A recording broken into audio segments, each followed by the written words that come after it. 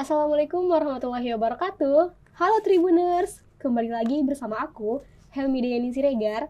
Jadi sekarang di podcast kali ini kita kedatangan dua narasumber mahasiswi jurusan Bahasa Inggris di Politeknik Negeri Padang. Nah, sebelum kita lanjut acara kita pada hari ini, kita kenalan dulu nih sama narasumber hebat kita pada kali ini. Jadi halo Kak Viva, halo Kak Sasa. Halo. Boleh nih kenalan dulu sama Tribuners yang ada di rumah. Oke, halo Tribuners. Perkenalkan, nama aku Afifah Zahra Juliandini dari program studi D4 Bahasa Inggris untuk Komunikasi Bisnis dan Profesional. Nah, saat ini aku ada di semester akhir ya. Satu semester sebelum semester akhir, jadi semester 7. Kalau aku Melisa Nandita, biasa dipanggil Sasa, dari jurusan D3 Bahasa Inggris Politeknik Negeri Padang. Jadi kita sama sih ya sebenarnya Kak, Ya. tapi aku semester 5. Kita beda angkatan juga ya, Tribuners. Oke. Nah, ini nih menarik nih guys. Dua narasumber kita ini berada di dua program studi yang berbeda. Yang satu ada D3, yang satu lagi ada D4. Jadi nih Kak, apa sih perbedaan dari D4 Bahasa Inggris dan juga D3 Bahasa Inggris yang ada di Politeknik Negeri Padang itu sendiri? Oke, kalau pandangan sebagai mahasiswa ya, perbedaan pertama itu terletak pada tahun berapa lama belajarnya. Kalau D3 kan itu 3 tahun, kalau D4 4 tahun. Terus perbedaan kedua itu fokus belajarnya. Kalau D3 ini fokusnya ke broadcasting dan translation. Terus kalau untuk D4 itu fokusnya ke komunikasi. Dan terus apa lagi ya itu Sasa perbedaannya? Ya yang mendasar itu memang lebih ke pembelajarannya sih kan. Kalau untuk matkul lain kan kita nggak jauh beda, tapi yang membedakan memang kita belajar broadcasting dan translation dan D4 komunikasi. Itu sih yang paling signifikan. Nah, itu Tribuners. Jadi perbedaan D3 dan D4 itu ada beberapa perbedaan ya Kak. Pastinya. Namun kalau untuk mata kuliahnya itu sendiri, itu ada nggak sih persamaan ataupun memang jauh berbeda antara D3 dan D4 ini gitu Kak? Balik Yang lagi bilang tadi ya nggak jauh beda ya. Kayak misalnya writing, listening, speaking. untuk kan pelajaran umum kita Ya, masih sama, masih tapi sama. fokusnya tetap ada beda karena dari awal dibilang kalau fokus kami itu berbeda. Jadi kalau untuk D4 kebanyakan belajar tentang ya cara ngomong, speaking. Terus juga ada belajar jurnalistik, belajar interpreting, translating, terus linguistik. Itu untuk D4. Ya, kalau D3 ini nggak ada kita belajar linguistik. Tapi kalau untuk yang interpreting itu ada juga. Tapi kalau untuk linguistik kita nggak ada sih. Memang gimana cara kita untuk dalam penyiaran radio atau nggak televisi. Oke. Memang berarti fokusnya kalau di D4 ini memang terfokus tadi yang seperti Kak Viva bilang tuh ke komunikasi. Iya, public speaking-nya juga harus jago Iya, sih. public speaking-nya. Jadi nih kalau di era zaman sekarang ini kan banyak nih isu-isu kenapa sih kita milih bahasa Inggris di era banyaknya jurusan keren-keren pada zaman sekarang ini. Nah, kalau Kak Sasa sama Kak Viva sendiri kenapa nih milih jurusan bahasa Inggris yang ada di PNP? Mau Sasa dulu? Kakak juga boleh. Oke, jadi kenapa milih bahasa Inggris itu pertama karena pernah ikut les. Jadi di les itu ternyata bahasa Inggris ternyata sangat seru ya. Apalagi belajar grammar, speaking, listening, apalagi writing. Ternyata ya lumayan seru sih belajar bahasa Inggris itu. Terus alasan keduanya karena bahasa Inggris ini merupakan bahasa internasional. Jadi kita juga harus bisa lah basic, at least level kita berada di intermediate kalau untuk Inggrisnya. Kalau dari aku sih alasan pertamanya itu karena aku nggak suka matematika. Jadi memang di bahasa Inggris ini nggak ada pelajaran matematika, tapi ada pelajaran grammar yang hampir sama lah dengan matematika. Terus juga alasan yang kedua tuh karena keluarga kan nggak banyak yang berpendidikan tinggi kan. Jadi memang kurang informasi jurusan apa aja gitu kan. Jadi kayak yang aku tahu, oh bahasa kita bisa ke luar negeri ya waktu itu ngasih alasan ke orang tua tuh karena aku bilangnya kayak kan kalau bahasa Inggris nih bisa ke luar negeri nanti kerjanya gitu. Tertariknya di sana. Nah, jadi selama menjadi mahasiswa bahasa Inggris nih Kak, itu kan tadi udah diulik tadi bahwa karena kalau Kak Vio itu pernah ikut les bahasa Inggris, makanya udah tahu nih dasar-dasar tentang bahasa Inggris gitu. Jadi kalau kita ini ingin menjadi mahasiswa jurusan bahasa Inggris itu memang harus punya skill basic nggak sih Kak mengenai bahasa Inggris itu sendiri? Seharusnya sih kita memang harus punya basic ya, basic bahasa Inggris. Tapi kalau dilihat-lihat mahasiswa bahasa Inggris ini juga ada kok yang mulai dari nol bahasa Inggrisnya. Asalkan Tribuners punya teman yang bisa diandalkan. Tapi diandalkannya ini dalam konteks positif ya, misalnya saling tolong, bukan mencontek ya, dalam pembelajaran. Misalnya kita tidak paham sama pembahasan dosen, kita bisa tanya ke teman. Jadi itu sih, ya diskusi. Oke. Nah, kalau menurut Kak Sasa sendiri itu gimana? Apakah memang kita harus udah betul-betul mahir nih dalam bahasa Inggris? Ya seperti tadi kayak kebanyakan ya masih belajar dari nol semua, tapi memang kita harus mempersiapkan karena kan namanya bahasa Inggris, pasti dosen juga ngajarnya pakai bahasa Inggris. Jadi nanti kalau misalnya kita lagi belajar kita nggak apa nih yang dibilang dosen. Jadi emang kayak minimal basic. Iya, basic awal banget tuh oke lah. Nah, itu jadi memang berarti kita sama aja kayak jurusan yang lain, mungkin kita belajar dari awal gitu ya. Iya. Jadi nggak perlu harus mempunyai basic yang betul-betul mantep untuk masuk jurusan ini gitu ya Kak.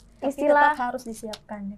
Istilah kasarnya sih harus sadar diri di mana kalian berada gitu. Masa jurusan bahasa Inggris nggak bisa bahasa Inggris itu kan udah terlampau sekali.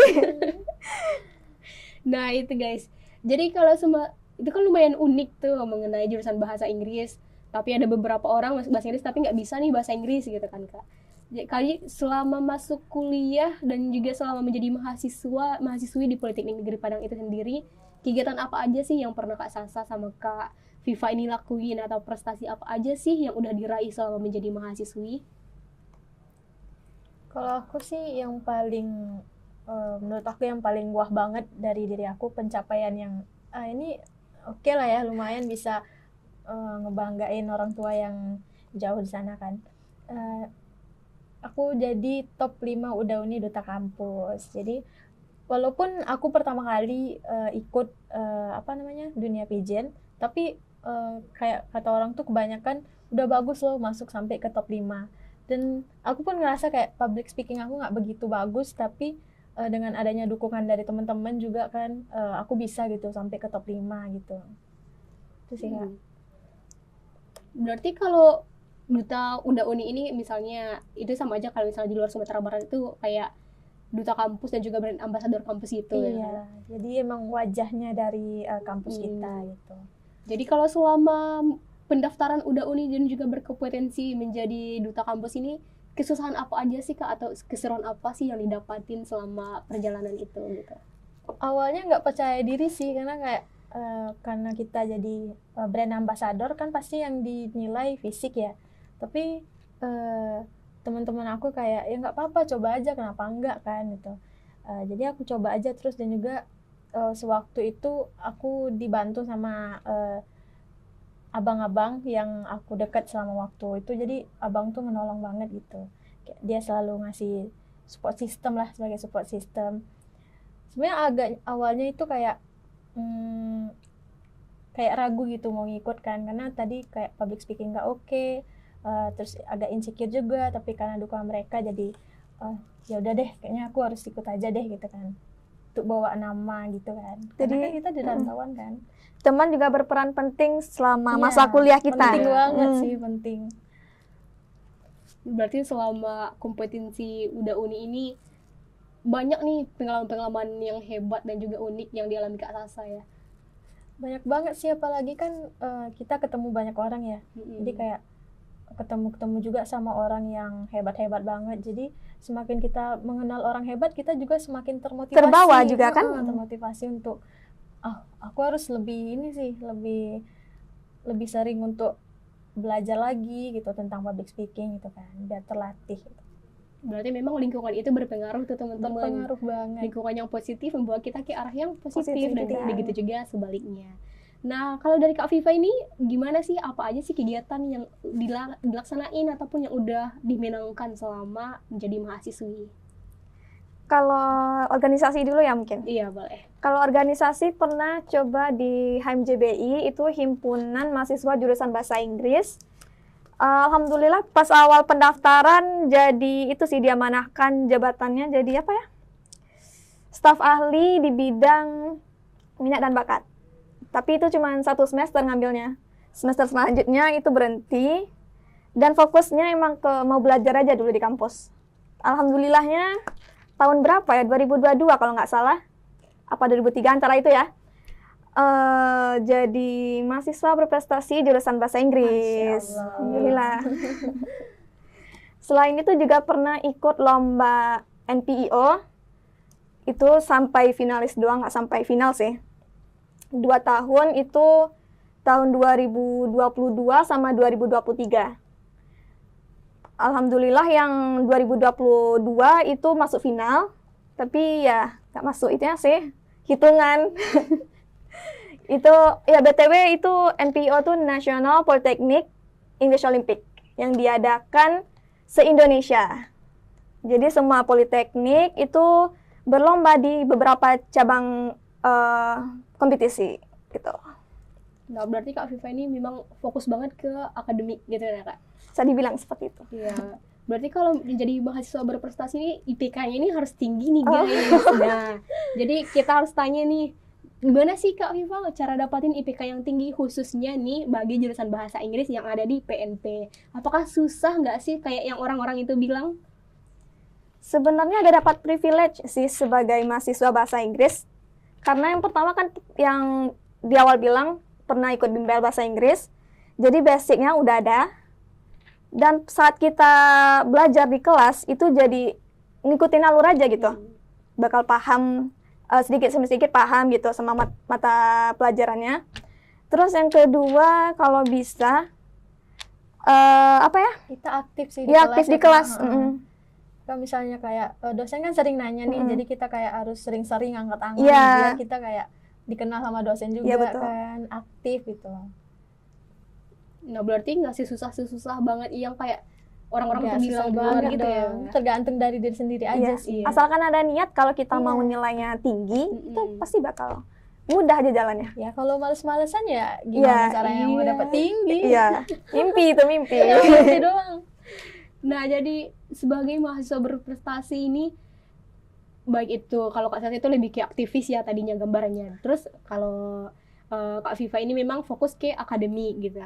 Jadi kalau menurut Kak Sasa sama Kak Viva ini sebagai mahasiswa itu lebih bagus nggak sih kalau kita menjadi aktif ataupun kayak yang orang-orang bilang kalau katanya sih kupu-kupu ya, kupu-kupu kuliah pulang. Jadi kalau menurut pendapat Kak Sasa sama Kak Viva, apakah kita tuh harus aktif baik itu organisasi maupun tadi memang fokus ke kuliah atau bagaimana?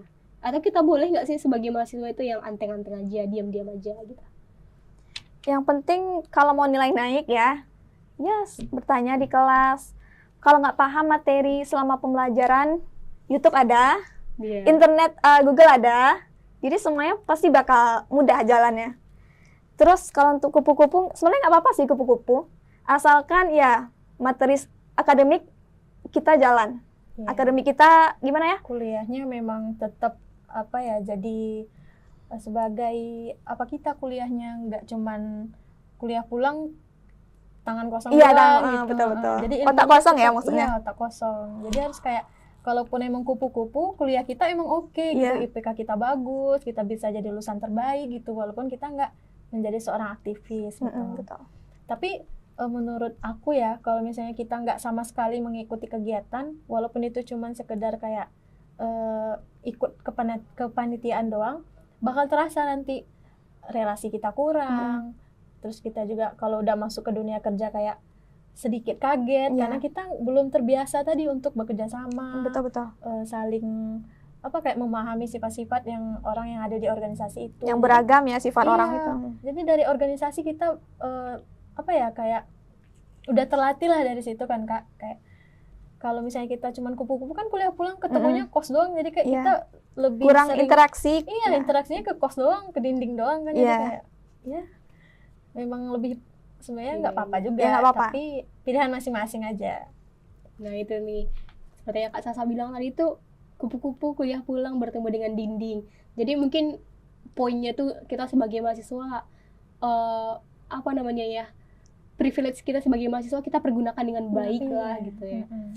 Nah, jadi kalau misalnya di kuliah itu sendiri, apalagi lulus bahasa Inggris nih, mata kuliah itu tuh kan, apalagi di 3 sama di 4 itu memiliki beberapa perbedaan Iya. gitu.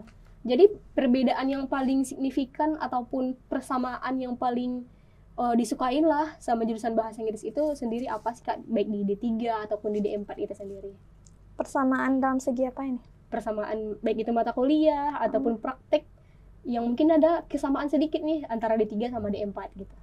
Kesamaannya ya belajar bahasa Inggris. Terus apa ya lagi?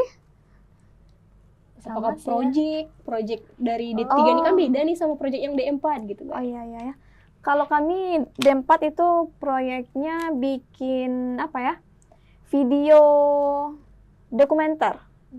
Kalau nggak salah itu ada 2 pilihan, dokumenter, satu lagi lupa apa ya? Wah itu ya. Berbentuk video. Iya ya, Kak? video pokoknya. Terus pas aku itu bikinnya dokumenter Istana Bahasa Pagaruyang. Lebih ke tempat wisata, Kak? Iya tempat wisata. Ya mempromosiin sih intinya di sana videonya.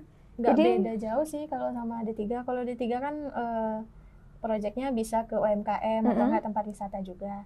Tapi kami juga ada proyek lain selama kuliah gitu, proyek membuat film pendek gitu. Oke. Nah, berarti memang fokusnya itu memang kita lebih ke media gitu ya. Kak. Betul. Nah, jadi selain belajar bahasa Inggris dan juga belajar mengenai media nih, ada nggak sih pelajaran di luar bahasa Inggris dan media itu sendiri di bahasa Inggris yang ada di Politeknik Negeri Padang sih? Tentu ada ya. Ada. Ada. Iya ada. Boleh nih dijelaskan ke Tribuners yang ada di rumah.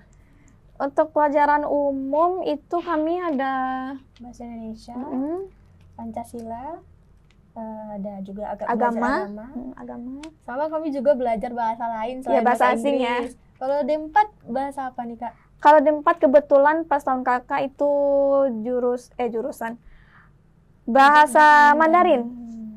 Kalau D3 itu belajar bahasa Jepang. Jadi kita nggak belajar bahasa Inggris doang nih. Iya, betul. Selama 2 semester ya Kak, kita Iya. belajar bahasa Jepang, bahasa Mandarin. Tapi kalau D4 itu udah 1 semester. 1 semester. Iya, 1 semester. Kalau kami, kalau D3 itu 2 semester. Jadi istilahnya ada itulah ya hiburan selain Iya, bahasa nggak cuma Inggris. Bahasa Inggris Iya. aja, bahasa Inggris. Betul. Nah, jadi di D4 tuh bahasa Mandarin katanya guys, sama D3 bahasa Jepang. Boleh nih disapa Tribuners mengenai bahasa Jepang sama bahasa Mandarin. Iya, Tribuners. Saya Iya. gozaimasu. Memang berarti kita kalau digabung itu udah belajar 3 bahasa ya. Iya. Jepang, Mandarin sama bahasa Iya, Inggris. betul. Bahasa Indonesia juga. Oh iya, bahasa Indonesia tentunya empat. gitu ya. Berarti tadi juga udah dibahas kalau proyeknya itu lebih ke wisata yang ada di Minang, di Sumatera Barat, ya. Sumatera Barat. Jadi memang kita tuh jadi memang kalau narasumber tuh fokusnya videonya itu memang untuk promosiin wisata itu dibungkus dalam adat-adat Minang atau bagaimana sih Kak, atau kita boleh modern video gitu. Sebenarnya Sesuai konsep iya, ya, Kak, sesuai konsep. dari per tim yang dibentuk kan. Jadi kelompok kan, kita kan dibagi kelompok kalau membuat suatu project. Jadi sesuaikan project aja. Tetapi kan karena kita di Minang, biasanya dosen pun meminta kayak kalau misalnya produknya yang kita kenalkan bernuansa Minang ya kalau bisa memang diminangkan gitu. Tapi kalau dimodernkan pun nggak apa-apa gitu. bakal ada juga saran dari dosen. Soalnya Iya. kan kita bakal tampil juga kan Ada hasil tuh- diskusinya. iya, ada pembimbingnya juga ya betul. dari project itu gitu. Oh begitu ya. Berarti proyeknya ini hasil dari sebuah grup kelompok yang bekerja Iya. sama. Iya, betul. Jadi kalau misalnya grup itu bekerja sama itu kan ada plus minusnya gitu lah. Jadi kalau menurut Kak Sasa sama Kak Viva tuh apa sih plus minus individual sama pakai grup gitu ya?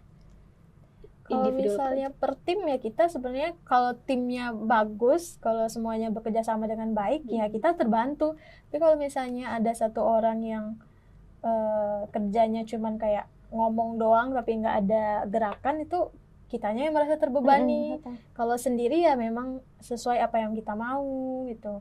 Tapi ya apa-apa kita sendiri. Jadi Capeknya- terbatas. Iya terbatas, capeknya juga ya lumayan Ditanggung lah. sendiri. Ditanggung sendiri, mumet sendiri Iya. gitu. Tapi kalau tim kan bisa dibagi, Iya, bisa brainstorming antar orang gitu.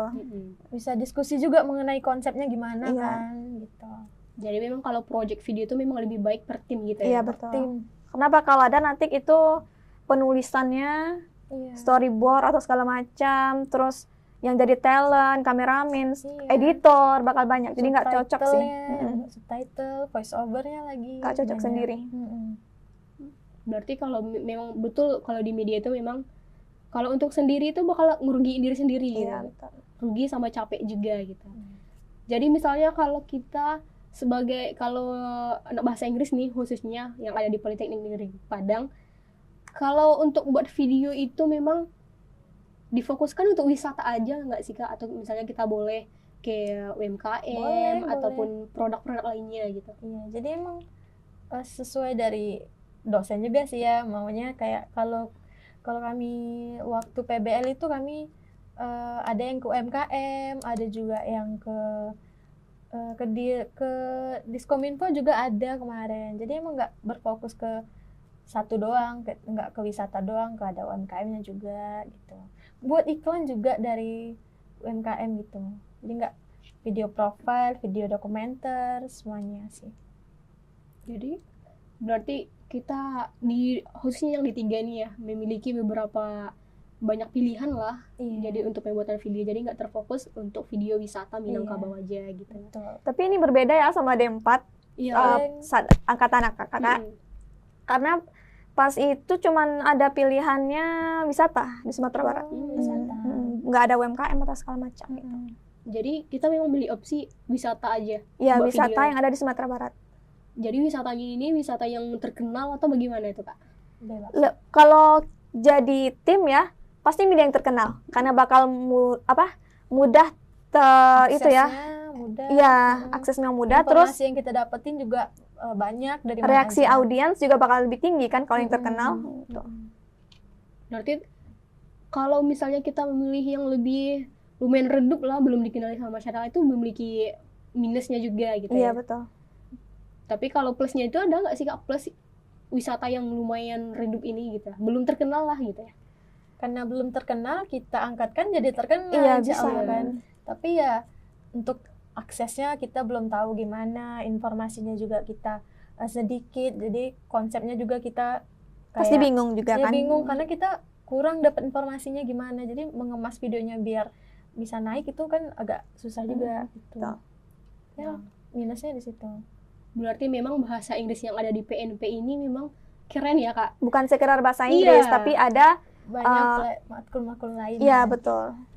Apalagi yang di bahasa Inggris ini fokus ke komunikasi sama broadcasting gitu. Iya. Jadi tidak terfokus kepada pembelajaran materi-materi aja. Mm-mm. Jadi kalau di PNP itu memangnya khususnya itu memang praktek gak sih Kak? Atau cuman materi-materi ataupun bagaimana? Namanya di Politeknik kan Iya. pembelajarannya sistem vokasi ya Kak. Iya, betul. Nah, jadi memang seimbang aja sih, tapi lebih banyak memang Praktek. prakteknya gitu. Jadi habis materi kita langsung eksekusi untuk praktekin gimana gitu. Nah, kalau praktek itu kan misalnya dari jenjang pendidikan sebelumnya itu di SMK atau SMA ya. Kalau SMK mungkin udah terlatih untuk Iya. praktek-praktek. Jadi kalau untuk SMA itu mungkin kurang terlatih lah karena kebanyakan memang materi. Materi ya. Jadi kalau Kak Sasa sama Kak Viva ini dari SMK dari SMA?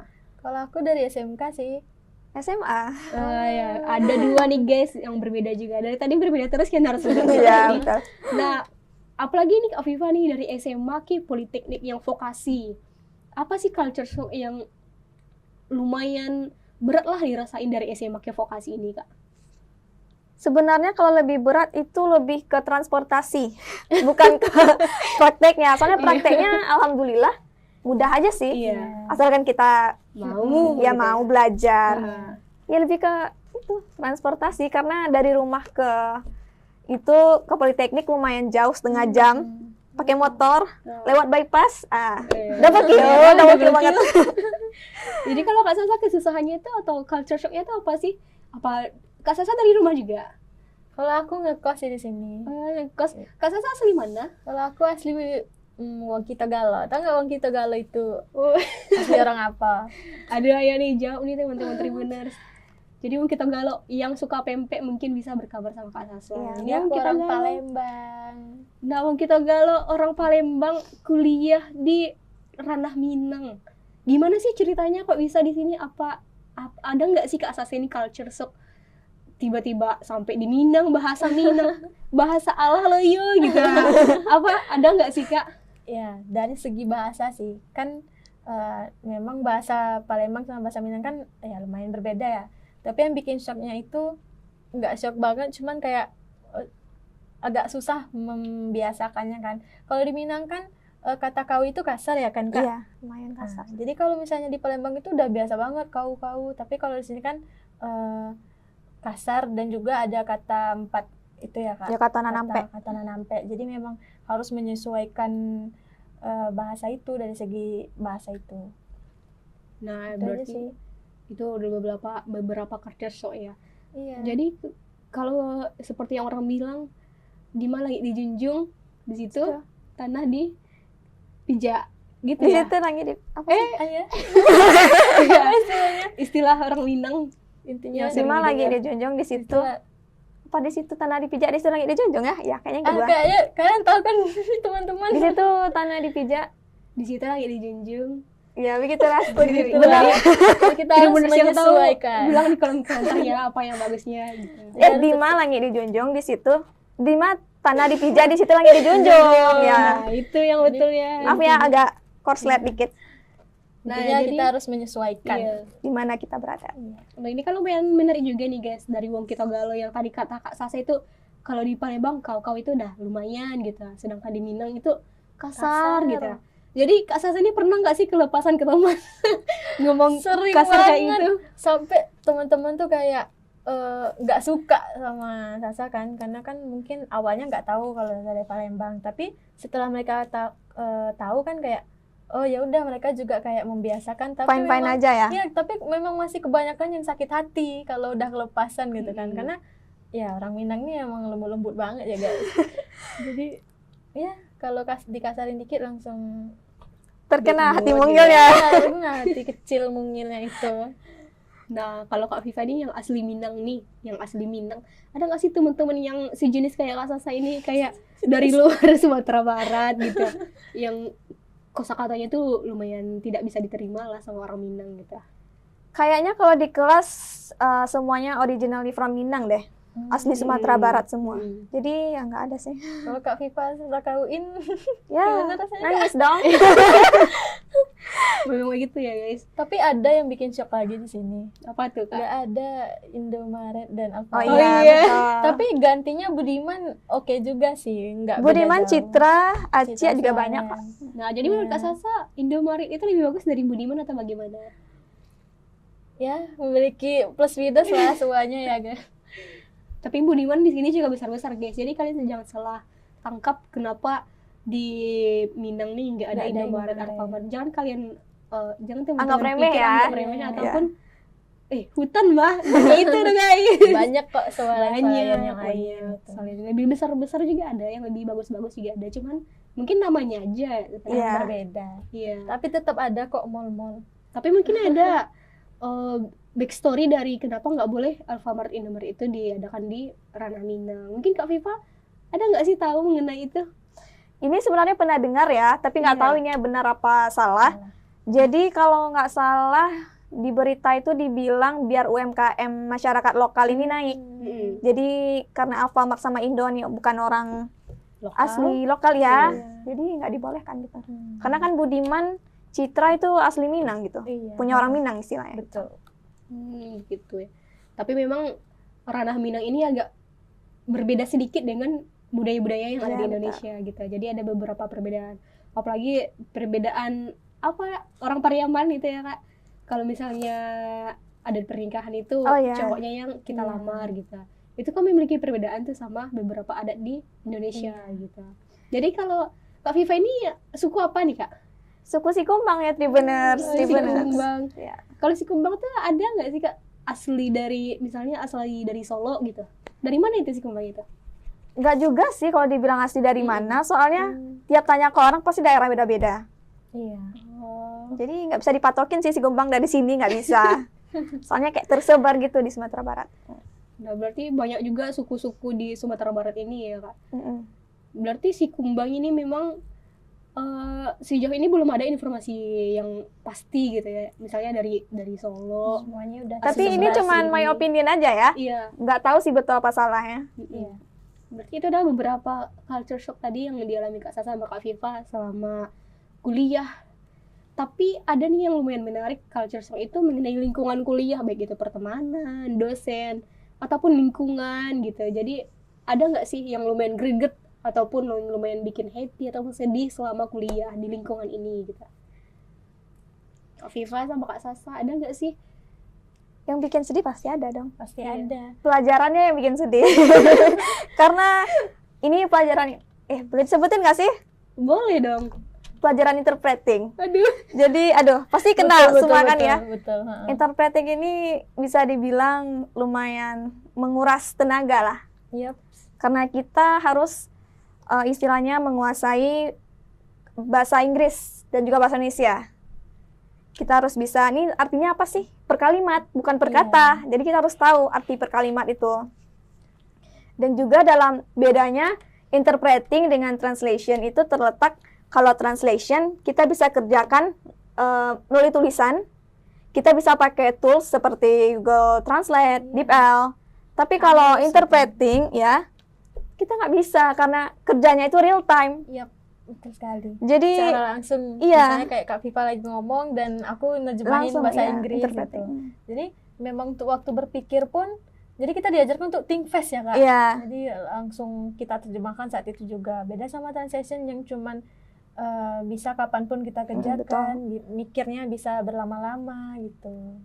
Bisa pakai tools segala macam yang Iya. mudahkan kita. Tapi kalau interpreting memang harus active listening-nya Ekstra. harus jago, berpikir dengan Semuanya, cepat, ha. ya, menguasai vocabulary itu wajib. Jadi ya itu. Apalagi mungkin kalau interpreting ini ketika dapat project videonya itu yang British kayak. Iya. Itu pasti susah banget ya Kak. Sebenarnya pas project D4 itu kakak jadi itulah interpreting. Ya lumayan lah, lumayan bisa karena bulenya bisa diajak kerja sama. Emang asli bule ya, bukan bule kaleng-kaleng. Bukan dari video ya Kak. Gimana maksudnya?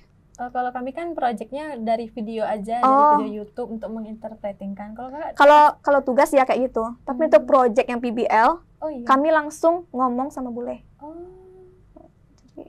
Jadi kalau bule-bule kalau kayak project kayak gitu kan Kak, biasanya mahasiswa bahasa Inggris itu dapat di mana sih itu Kak bule-bule itu? Bule.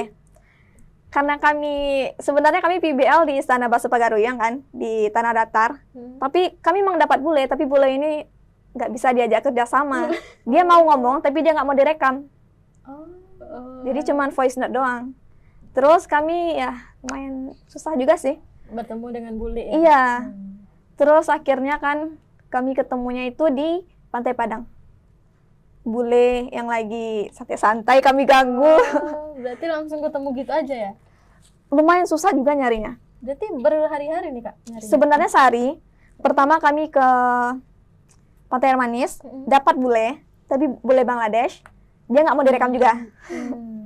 Terus yang kedua, kami ketemu lagi bule di Jembatan Siti Nurbaya, dia lagi hiking ke atas, nggak mau juga. Tapi kami dapat foto, foto dapat, tapi ya nggak dapat percakapan kami nggak itu. Terus yang ketiga, akhirnya kami mau jalan pulang karena udah nyerah, karena udah senja juga. Ketemu bule lagi jalan di Batuan Grip, Pantai Padang. Iya betul. Kami pas naik mobil, jadi sebagian turun buat ngejar, si mobil ini bakal putar. Jadi kami gak deh, boleh untuk itu kata aja mau. Jadi just langsung bikin video. Dia mau ya. Jadi mungkin hal yang susah untuk ketemu bule itu karena bule itu sangat menghargai privasi. Iya betul. Jadi beberapa bule itu mungkin nggak mau direkam karena mungkin dia nggak tahu kita siapa Iya, atau betul. bagaimana, mungkin takut salah Masa dengar. baru Misalnya datang, baru Iya. datang udah minta itu aja sih. video. Cuman itu mungkin berarti betul ya Kak, kalau yang orang lain tuh bilang isu-isunya tuh bahasa Inggris tuh pasti ketemu bule. Itu betul nggak sih Kak? Atau cuman di beberapa waktu aja ketemu bulenya? Sebenarnya beberapa waktu sih, bukan seterusan. Kecuali kita mengikuti kegiatan-kegiatan berbahasa Inggris, pasti. Ke dinas-dinas. Iya. Kalau bahasa Inggris itu tour guide pasti ketemu bule. Iya, kalau target. atau bekerja di kafe-kafe, istilahnya kafe-kafe internasional gitulah. Pasti sering ketemu sih. Iya. Berarti memang kalau prospek dari bahasa Inggris ini khususnya di PNP ini memiliki banyak sekali ya Kak. Tadi ada ke media, ada ke translation, interpreting, satu lagi sama yang paling benar tuh ada ketemu sama bule-bule gitu. Iya, betul. Jadi kalau untuk Kak Viva sama Kak Sasa ini dari bidang-bidang tadi itu mana sih yang lebih favoritnya gitu? Kalau aku broadcasting sih. Jadi apa itu? Kameramen sih, editing.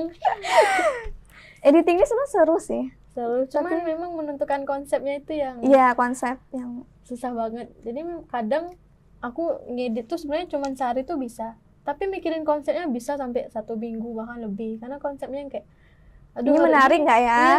Orang suka lihatnya nggak ya gitu. Iya, biar kita bisa kayak rame kan ditonton orang tuh kayak gimana ya gitu caranya. Itu sih yang susahnya. Supaya nggak boring ya. Iya. Jadi kalau Kak Viva bagaimana tuh? Sebenarnya untuk masa depannya masih ragu sih. Tapi saat ini pengen fokus ke jurnalistik dulu. Berarti memang dari bahasa Inggris, kalau Kak Sasa tadi fokus ke broadcasting, kalau Kak Viva fokus ke jurnalistik. Jadi kenapa nih nggak ada yang fokus ke translation bahasa Inggris? Kenapa nih ada apa sih kendala yang paling lumayan susah masuk translation ini? Translation karena pernah ikut itu nggak sih seminar workshop gitu? Yang sama di Tara? Enggak, Pak. Jadi nggak pernah ikut itu. Sebenarnya kalimatnya easy banget. Tapi karena kita terlalu nganggap itu easy, salah deh. Jadi tidak sesederhana itu untuk mentranslate bahasa Inggris ke bahasa Indonesia ataupun Indonesia ke bahasa Inggris. Jadi berpikir kayaknya skip dulu deh kalau translation. Dan juga kan kalau bahasa Inggris kan ada satu kata yang sama tapi punya makna yang berbeda-beda. Iya, betul. Jadi itu pusing sih sebenarnya jadi translation gitu. Karena kan beda sama budaya kita kan, kalau emang satu arti ya udah ada satu arti doang. Tapi kalau bahasa Inggris kan satu kata banyak artinya gitu sesuai konteksnya. Entah ini di konteks kedokteran kah, kepolisian kah, itu kan bakal punya makna tersendiri kan Kak. Walaupun satu katanya sama. Iya, tulisannya sama, bacanya sama kadang kan. Prosedurnya juga banyak, cara ya begitu emang nggak kuat aja, otaknya nggak kuat. Kapasitasnya terbatas ya. Iya. Jadi memang berarti beberapa mahasiswa-mahasiswi itu memang lebih memilih kayak praktek broadcasting sama jurnalistik dibanding translation, atau memang lebih banyak presentasi orang yang suka translation kalau di PNP sendiri? Balik lagi tergantung masing-masing sih, tapi memang kebanyakan sih yang menurut aku ya lebih ke broadcastingnya atau enggak ke jurnalistiknya ya Kak. Cuman beberapa orang doang yang memang menekuni translation ini. Menurut aku sih ya. Nah, kalau memang tadi juga ada nih disinggung sama Kak Viva mengenai interpreting gitu ya. Interpreting itu kan lumayan susah juga kalau apalagi untuk orang awam, apalagi kalau listeningnya tuh kurang bagus gitu. Dan nanti apa yang dibilang sama si narasumber ataupun video yang project itu kalau lumayan susah untuk didengarkan. Jadi kalau misalnya kalau untuk Kak Viva sendiri, apalagi di kelas Kak Viva itu ada nggak sih beberapa orang yang memang betul-betul suka sama interpreting itu, fokus kepada interpreting gitu? Kalau dilihat-lihat kayaknya nggak ada sih. Tapi kalau translation ada. Lumayan Kalau itu. interpreting itu double kill. Translation udah susah, interpreting lebih lagi. Iya. Gitu. Tapi kami bukan merendahkan ya. Iya. Itu prospek kerjanya lumayan cemerlang loh. Iya. Soalnya bisa ikut itu kan. Jadi penerjemah presiden misalnya. Iya. Itu kan lumayan keren. Semakin susah ya gajinya ya. Ya gajinya juga. Berarti memang bagi teman-teman yang mau translation atau interpreting itu prospek kerjanya itu lumayan menjulang lah, lumayan bagus gitu ya. Meskipun kita misalnya nggak itu kan di kantor, tapi kita bisa freelance. Kalau dua bidang itu bisa freelance. Jadi easy aja sebenarnya. Nah, dari balik lagi ke diri sendiri. Iya, balik lagi ke diri sendiri. Nah, Tribuners tadi kan udah denger nih beberapa prospek kerja, bukan prospek kerja ya, beberapa bagian-bagian yang ada di bahasa Inggris yang ada di Politeknik Negeri Padang. Jadi tidak hanya fokus kepada translation ataupun interpreting, tapi ada juga nih broadcasting, jurnalistik, pembuatan video. Jadi teman-teman yang suka media, yang suka perfilm-filman, buat video, itu boleh banget nih join ke bahasa Inggris yang ada di Politeknik Negeri Padang. Jadi sekarang kita sudah sampai nih Kak di penghujung acara. Tadi udah seru-seruan nih sama Kak Viva dan juga Kak Sasa. ada culture shock dari Wong Palembang. Kita galau, jangan lupa teman-teman Tribuners pempek minta resep kayak Kak Sasa. Iya, di sini aja ya diletak link untuk pembeliannya. Nah, yang mau buat dendeng uni-uni Minang ada juga ini uni-uni Minang, Kak Viva. Jadi terima kasih Kak Ya. Sasa sama Kak Viva atas waktunya. Coba dong kasih closing kepada teman-teman Tribuners, ajak untuk gabung di Bahasa Inggris Politeknik Negeri Padang. Untuk Tribuners yang masih ragu mau jurusan apa, kebetulan kita juga masuk ke semester 2 ya. Jadi bakal ada persiapan untuk menentukan jurusan. Mau jurusan A, B, C. Jadi daripada bingung mikirin itu lebih baik masuk jurusan Bahasa Inggris Iya, Politeknik menjadi Negeri Padang. Pilihan juga bisa menjadi pilihan Iya, karena teman-teman. prospek kerja juga lumayan luas. Dan juga asalkan kalian mengikuti arahan dosen, tugas dikerjakan, insya Allah bakal aman nilainya. Nah, itu guys. Jadi teman-teman jangan lupa nanti informasi-informasi yang tadi yang udah dipaparin sama Kak Sasa sama Kak Viva ini mungkin dicatat ataupun itu kan informasi yang menarik, apalagi yang khusus yang teman-teman yang suka bahasa Inggris. Jadi teman-teman, sekarang kita sudah berada di penghujung acara. Jadi kita bakal ketemu lagi di podcast selanjutnya. Aku Helmi Diani Siregar. Sampai jumpa Kak Viva, Kak Sasa. See you. See you. See you guys. See you teman-teman.